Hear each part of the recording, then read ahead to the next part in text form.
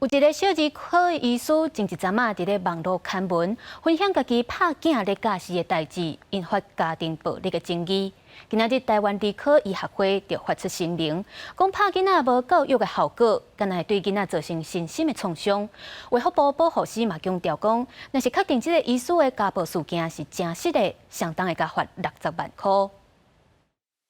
一个网络名人儿科医师进前伫社区媒体发表文章，讲家己体罚囡仔原因甲过程引起社会议论，医界也拢谴责。对这代志，台湾儿科医学会初三发布声明讲，无认同任何对囡仔的暴力行为，而且体罚无法度达到教育的目的。长时间来看，家暴会影响囡仔的脑部发育，造成身心创伤。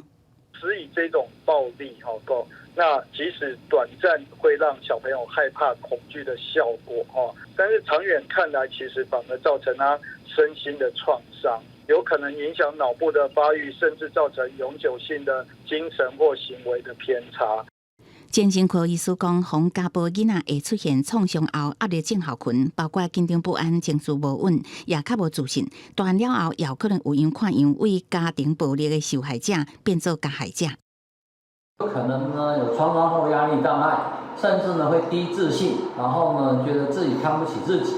如果呢脑部的镜像神经元呢学习到你家长一直体罚，长大以后他就是一个潜在的暴力分子。按照儿童及少年福利权益保障法的这个97条，原则上是可以罚